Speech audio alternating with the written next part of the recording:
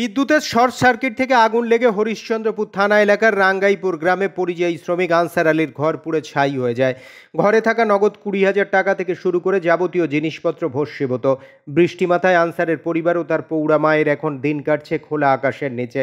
গভীর রাতে খবর পেয়ে ওই এলাকায় ছুটে যান স্থানীয় তৃণমূল জেলা পরিষদ সদস্যা মর্জিনা খাতুন। তাকে দেখে সাহায্যের আশায় কাঁদতে কাঁদতে পা জড়িয়ে ধরেন আনসারের মা খাদিজা বিবি। মর্জিনার বক্তব্য, তিনি চেষ্টা করবেন পরিবারটি যাতে সরকারি ঘর পায়।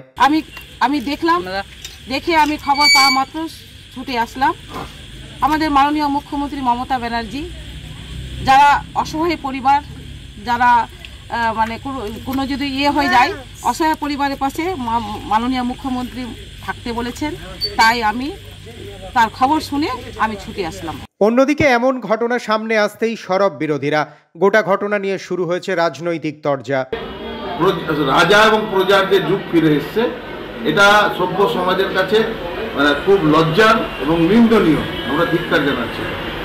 এই রাজ্যে এখন তো হয় টাকা দিতে হবে আর না হয় পা ধরতে হবে, এই ট্র্যাডিশনই চলছে এখানে। এটাই তো উন্নয়ন, এই পথেই উন্নয়ন এগিয়ে চলেছে পশ্চিমবঙ্গ। গত বুধবার মালদার হরিশ্চন্দ্রপুর 1 নম্বর এবং 2 নম্বর ব্লকের ত্রিস্তরীয় পঞ্চায়েতের জনপ্রতিনিধিদের নিয়ে প্রশাসনিক বৈঠক করেন মালদা জেলা শাসক নিতিন সিংহানিয়া। সেখানে উপস্থিত ছিলেন মহকুমা শাসক সৌভিক মুখার্জি, এলাকার বিধায়ক তথা রাজ্য প্রতিমন্ত্রী তাজমুল হোসেন, 2 বিডিও, হরিশ্চন্দ্রপুর থানার আইসি মনোজিৎ সরকার সহ বিভিন্ন স্তরের জনপ্রতিনিধিরা। এই সভায় রীতিমতো দাওয়াংয়ের ভূমিকায় দেখা গেল জেলা শাসককে। বিভিন্ন পঞ্চায়েতে সরকারি অর্থ বরাদ্দ হলেও হচ্ছে না কাজ, এই অভিযোগ তুলে ধমক দিলেন পঞ্চায়েত সদস্য থেকে আধিকারিকদের। সরকারি অর্থ খরচের জন্য বেঁধে দেওয়া হলো নির্দিষ্ট সময়সীমা। এমনকি অবৈধভাবে দখল করা সরকারি জমিতে বুলডোজার চালানোর নির্দেশ দিলেন হরিশ্চন্দ্রপুর থানার আইসিকে। বৈঠক শেষে বারোদুয়ারি ডিয়ার পার্কে 2টি উদ্বোধনী কর্মসূচিতে অংশ নেন জেলা শাসক নিতিন সিংহানিয়া। আজকে আমরা হরিশ্চন্দ্রপুর 2 ব্লকে, হরিশ্চন্দ্রপুর 1 এবং 2 ব্লকের রিভিউ মিটিং করেছি। ত্রিস্তরীয় পঞ্চায়েত সমিতি যারা জনপ্রতিনিধি আছেন, আমাদের আধিকারিক আছেন, সবাইকে নিয়ে মিটিং হয়েছে। আমাদের মাননীয় মন্ত্রী স্যারও ছিলেন এখানে। এক্সটেন্সিভ রিভিউ হয়েছে। যতগুলো রাজ্য সরকারের প্রকল্প আছে, লাইন ডিপার্টমেন্টস আছে, কর্মাধ্যক্ষরা ছিলেন।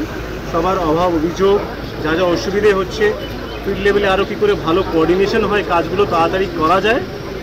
কিছু কিছু জায়গায় খুব ভালো কাজ হচ্ছে এখানে, যেখানে ঘাটতি আছে সেটা বলা হয়েছে, টাইমলাইন্স দেওয়া হয়েছে, না করলে কিন্তু অ্যাকশন নেওয়া।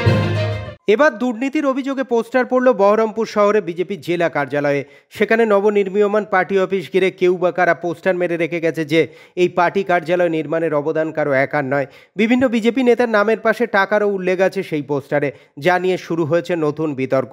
অনেকেই এই ঘটনায় দলের গোষ্ঠীকণ্ডলের গন্ধ পাচ্ছেন, যদিও বিজেপি নেত্রী অনামিকা ঘোষ শাসক দল তৃণমূলের দিকেই অভিযোগের আঙুল তুললেন। না, আমার এখানে সন্দেহ আছে। কারণ হচ্ছে, দেখুন, অ্যাপ্রোপ্রিয়েট এত কিছু লেখা আমার তো মনে হয় না জানে। আর কেউ মন্দিরের জন্য দান করলে আমার মনে হয় না এরকম করে। আমার এখানে চক্রান্ত মনে হচ্ছে, আর এটা চক্রান্ত করছে আমার তো মনে হচ্ছে শাসক দলের কেউ বা কারা এটাকে চক্রান্ত করছে। 21-এ যেহেতু আমাদের, আপনারা জানেন যে আমাদের উত্তর কন্যা চলো অভিযান আছে শিলিগুড়িতে, আমাদের জেলা থেকে প্রচুর মানুষ যাবে যুব মোর্চার ব্যানারে। তারপর কালকে আমাদের দেশের প্রধানমন্ত্রী নরেন্দ্র মোদীজি আসছে। তো এগুলো সব চক্রান্ত, এগুলো মানে আমি মনে করি ভারতীয় জনতা পার্টি এইসব মানে ভিত্তিহীন, এগুলো আমরা বিচলিত নই। তারাপীঠ মন্দির দর্শন করে ফেরার পথে মল্লারপুরের কাছে আটকানো হলো যাত্রী বোঝাই বাস। জানা গিয়েছে উত্তরপ্রদেশের গোরক্ষপুর থেকে বাসটি এসেছিল। গঙ্গাসাগর হয়ে দেওঘর ফেরার কথা ছিল তাদের, কিন্তু মাঝপথেই পরিবহন দপ্তরের আধিকারিকরা ড্রাইভারের কাছে পারমিট দেখতে চান। কিন্তু বাস চালক জাল পারমিট দেখানোয় 1,94,000 টাকা ফাইন করা হয়। সেই ফাইনের টাকা না দেওয়ায় দিনভর আটকে রাখা হয় শিশু, মহিলা সহ প্রায় 60 জন যাত্রীকে। তাদের অভিযোগ, ন্যূনতম খাবার এবং পানীয় জলের ব্যবস্থাও করা হয়নি। এ খবর জানাজানি হতেই আসরে নামে এলাকার বিজেপি কর্মীরা। তারপরই 14 নম্বর জাতীয় সড়ক অবরোধ করেন বাসের যাত্রীরা। পরে মল্লারপুর থানার পুলিশ এসে অবরোধ তোলে এবং গোরক্ষপুর ফিরে গিয়ে জরিমানার টাকা দিয়ে দেওয়া হবে এই মুচলেখা লিখিয়ে বাসটিকে ছেড়ে দেওয়া হয়। कहाँ से आ रहे हैं आप लोग? गोरखपुर से भैया। कहाँ जा रहे थे? घर जा रहे हैं अब लोग, हम लोग अब गंगा सागर अब लोग सोच रहे हैं कि जाएं, तब अब फंस गया गाड़ी इनका। से जा रहे थे गंगा सागर। हम लोग नहीं जान रहे थे कि गाड़ी का पैसा बाकी है कि क्या है, हम लोग कुछ भी नहीं जान रहे। मालिक जाना जब इधर अंदर हम लोग आ गए तब हम लोग को समझ में आया कि हम लोग थाने में आ गए हैं। हम लोग दोपहर से इसे में कुछ खाए भी नहीं, कुछ 2 दिन हो गया हम लोग खाने नहीं खाए। पानी भी नहीं है कि हम लोग पानी पिए। इधर का भाषा नहीं समझ में आया, इधर का एरिया नहीं समझ, हम लोग कहाँ जाएंगे, क्या करेंगे। পানিহাটিতে এক পরিবারের উপর দুষ্কৃতী হামলা। পাথরপুর এলাকায় পাড়া কমিটির গণ্ডগোলের জেরে এক পরিবারের উপর হামলা দুষ্কৃতীদের। অভিযোগ, বড় রড নিয়ে হামলা চালায় বহিরাগত দুষ্কৃতীরা। বাড়ির জানলা দরজা থেকে গ্যারেজের বাইক সাইকেল ভাঙচুর করা হয়। সঙ্গে অভিযোগ করা হচ্ছে বাধা দিতে গেলে মহিলাদের শ্লীলতাহানিও করে দুষ্কৃতীরা। ঘটনার আতঙ্ক ছড়িয়েছে এলাকায়। তদন্ত শুরু করেছে ঘোলা থানার পুলিশ। আমি বুঝতে পারিনি, আমরা ঘুমানো ছিলাম, হুট করে দেখছি কিরকম ইট পাটকেল পড়ছে। তারপর আমি দরজা খুলে বেরোনোর পরপরই দেখছি কি আমাদের বাড়িই পড়ছে। তা আমি আবার দেখতে গেলাম যে কারা কি করছে। তারপরে তাকিয়ে দেখলাম কি আমাদের এই গেট দিয়ে ঢুকে আমাদের বাড়িতে ঢুকে যাচ্ছে। আমি এবার চিল্লানো শুরু করি, ওরা তত আমাকে গালাগালি করে আর বলে তো স্বামীকে বের করে দে, তো স্বামীকে মার্ডার করবো। আজ ভেঙেছে আর ওই সাইড থেকে আমাদের পাশের বাড়ি থেকে সব ইট পাটকেল গুলো বেশি এসে আতঙ্কিত, প্রচুর আতঙ্কিত, থাকতে পারবো কিনা তাই ভাবছি। আমরা এখানে ঘরে দাঁড়িয়েছিলাম, কোথায় একটা ঝামেলা ছিল, পুরো ড্রিঙ্কস করা ছিল ওরা। আমি দাঁড়িয়েছি, মা দেখি বাইরে ঘরে শুয়ে পড়েছিলাম, ঘুরে এসে মা দেখি এখানে চিল্লাচ্ছে, আমরা বেরিয়ে দিকে ওরা মাসে ধাক্কি করছে। তখন আমি আর ভাই যখন বেরিয়ে আছি, ওরা যখন বলছে তখন এগুলো ভাঙতে যায়, বলে তোদের সব বুঝে নেবো। আমরা করলো ওদের মোটিভের অনেক দিন ধরে ছিল, আমাদের নামে ফলস এলিগেশন দিচ্ছে, ফলস কেস করছে অনেক দিন ধরে, আমাদের পাড়া ছাড়া প্ল্যানিং করছে অনেক দিন ধরে, এটা চলছে। নকল ফোনপে ব্যবহার করে ট্রানজ্যাকশনের স্ক্রিনশট দেখিয়ে প্রায় 4 লক্ষ টাকা সোনার গয়না হাতানোর অভিযোগ। বুধবার রাতে অভিযুক্ত রুধীন্দ্রনাথ মান্নাকে তার বাগুইয়াটির বাড়ি থেকে গ্রেপ্তার করল হাবড়া থানার পুলিশ। চলতি মাসের 11 তারিখে হাবড়ার একটি সোনার দোকান থেকে অনলাইনে প্রায় 3 লক্ষ টাকা সোনার হার বুকিং করে অভিযুক্ত। দোকানের তরফে পাঠানো কিউআর কোডে সাকসেসফুল পেমেন্ট করেছে এবং স্ক্রিনশট পাঠানোয় তার বাড়িতে গয়না ডেলিভারি দেওয়া হয়। কয়েকদিনের মাথায় ফের ওই একই ব্যক্তি 8 লক্ষ টাকা সোনার গয়না একই দোকানে অর্ডার দেয়। অনলাইনে সেই টাকা পাঠিয়েছে বলে দাবি করে প্রতারক। তখন অ্যাকাউন্ট চেক করে মালিকপক্ষ জানতে পারে আগের এবং এখনের কোনো টাকাই ঢোকেনি। এরপরই হাবড়া থানায় লিখিত অভিযোগ করে দোকান মালিক।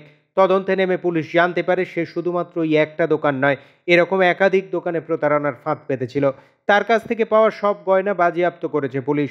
এ নিয়ে বৃহস্পতিবার দুপুরে হাবড়া থানায় সাংবাদিক বৈঠক করেন বারাসাত জেলার অ্যাডিশনাল এসপি স্পর্শ নীলাঙ্গী। থ্রু আমরা সমস্ত শপকিপার্সদেরকে এটা মানে জানাতে চাইছি এবং সতর্ক করতে চাইছি কি এই রকমের একটা মোডাস অপারেন্ডি কিন্তু চলছে, যেহেতু ইনার প্রিলিমিনারি ইন্টারোগেশন থেকে পাওয়া গেছে কি এটা ইনার প্রথম চুরি নেই, এরকম উনি আগেও করেছেন। এবার আমরা ইনাকে পিসিতে নিয়ে আসবো, নিয়ে আসে আরো ফার্দার জিজ্ঞাসা করে ইন্টারোগেট করে দেখতে পারবো কি আর কার সাথে এবং কতবার ইনি এরকমের ফ্রড করেছেন। নিউ টাউনের পর এবার হাসনাবাদ থানা এলাকার রূপমারি পঞ্চায়েতের কুমিরমারি এলাকায় একই পরিবারের 2 নাবালিকাকে ধর্ষণের অভিযোগ উঠল প্রতিবেশী এক টোটো চালকের বিরুদ্ধে। নাবালিকার পরিবারের অভিযোগ, বাড়ির বাইরে থেকে টোটোয় চাপিয়ে 2 নাবালিকাকে পাশের বাগানে ডেকে নিয়ে যাওয়া হয়। দীর্ঘক্ষণ খোঁজাখুঁজির পর বাগান থেকে নগ্ন অবস্থায় উদ্ধার করা হয় 2 নাবালিকাকে। এরপর হাসনাবাদ থানায় অভিযোগ করে নাবালিকার পরিবার। সেই অভিযোগের ভিত্তিতেই বুধবার রাতে গ্রেপ্তার করা হয় ওই টোটো চালককে। বৃহস্পতিবার তাকে বসিরহাট মহকুমা আদালতে তোলা হলে অভিযুক্তকে 7 দিনের পুলিশি হেফাজতের নির্দেশ দেওয়া হয়। হাসনাবাদের একটি ইটভাটা থেকে ইট বোঝাই ট্রাক কলকাতার উদ্দেশ্যে যাচ্ছিল। হঠাৎই তালতলা এলাকা দিয়ে যাওয়ার সময় ট্রাকটি পাল্টি খেয়ে রাস্তার ধারে নয়নজলিতে পড়ে যায়। আহত ড্রাইভার এবং খালাসিকে উদ্ধার করে টাকি গ্রামীণ হাসপাতালে চিকিৎসার জন্য পাঠানো হয়। রাস্তার ধার দিয়ে পাইপ লাইনের কাজ হওয়ায় নরম মাটিতে চাকা বসে গিয়ে এই দুর্ঘটনা বলেই সকলের অনুমান। মুর্শিদাবাদের ফারাক্কা নিশ্চিন্দা কাটান এলাকায় জলমগ্ন রাস্তা দিয়ে সাইকেল নিয়ে যাওয়ার সময় অসাবধানতাবশত পড়ে যায় এক স্কুল ছাত্র। জলের টানে তলিয়ে যায় সাইকেল, কোনো রকমে প্রাণে বাঁচে ওই ছাত্র। ঝাড়খণ্ডের অতিরিক্ত জল পাস হয় এই নিশ্চিন্দা কাটান দিয়ে।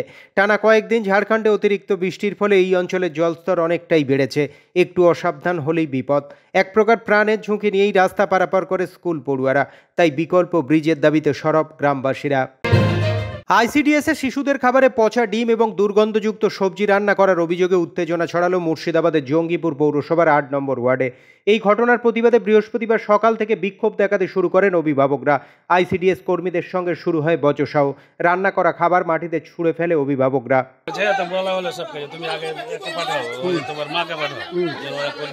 এরকম এসব করতে পারে না, অবশ্যই তো তার জন্য সব লিখিত আকারে জানানো হবে।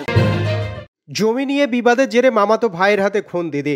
মালদার ইংরেজবাজার থানার মহদীপুর পিয়াসবাড়ি গ্রামের এই ঘটনায় এলাকায় ব্যাপক চাঞ্চল্য ছড়িয়েছে। মৃত মহিলার নাম রীতা মণ্ডল। সূত্রের খবর, মামার বাড়ির সম্পত্তি নিয়ে দীর্ঘদিন ধরেই ঝামেলা চলছিল, এমনকি কোর্টেও মামলা হয়। গত বুধবার জমিতে বেড়া দেওয়াকে কেন্দ্র করে বিবাদ চরমে ওঠে।